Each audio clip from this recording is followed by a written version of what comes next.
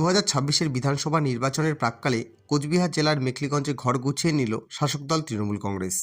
রবিবার মেখলিগঞ্জ ব্লকের জামালদহ অঞ্চলের 188 খারিজা গোপালপুর এলাকায় বিরোধী শিবিরে বড়সড় ভাঙন ধরিয়ে 46টি পরিবার আনুষ্ঠানিকভাবে তৃণমূল কংগ্রেসে যোগদান করল। রবিবার জামালদহ অঞ্চলের 40 নং বুথের অন্তর্গত 188 খারিজা গোপালপুর এলাকায় একটি বিশেষ যোগদান সভার আয়োজন করা হয়। এই সভায় বিজেপি এবং নির্দল শিবির ত্যাগ করে মোট 46টি পরিবার ঘাসফুল শিবিরে নাম লেখায়। মেখলিগঞ্জ বিধানসভার বিধায়ক তথা প্রাক্তন মন্ত্রী পরেশচন্দ্র অধিকারী উপস্থিত থেকে এই পরিবারগুলির হাতে দলীয় পতাকা তুলে দেন। এদিনের এই যোগদান অনুষ্ঠানে বিধায়ক পরেশচন্দ্র অধিকারী ছাড়াও উপস্থিত ছিলেন মেখলিগঞ্জ ব্লক তৃণমূল কংগ্রেসের সভাপতি কেশবচন্দ্র বর্মন। এছাড়াও জামালদহ অঞ্চলের স্থানীয় নেতৃত্ব ও বহু দলীয় কর্মী সমর্থক এই অনুষ্ঠানে সামিল হন। দলে যোগদান করে নবাগত কর্মীরা জানান, মমতা বন্দ্যোপাধ্যায়ের উন্নয়নমূলক কাজে অনুপ্রাণিত হয়ে এবং বিধায়কের নেতৃত্বে এলাকার উন্নয়নের ধারা বজায় রাখতে তারা তৃণমূল কংগ্রেসে যোগ দিলেন। 40 নম্বর বুথে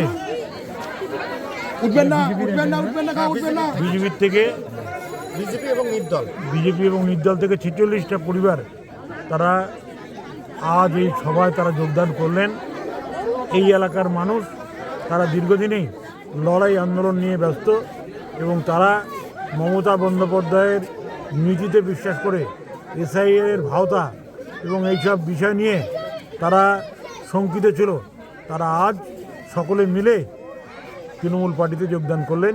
মমতা বন্দ্যোপাধ্যায়ের এই পতাকার তলে এসে আজকে জড়ো হলেন। আচ্ছা, মোটামুটি আসন্ন বিধানসভা নির্বাচনে প্রার্থী কবে নাগাদ ঘোষণা হতে পারে? ফেব্রুয়ারি মাসের শেষের দিকে প্রার্থী ঘোষণার সময় হতে পারে বলে আমরা আশা করি।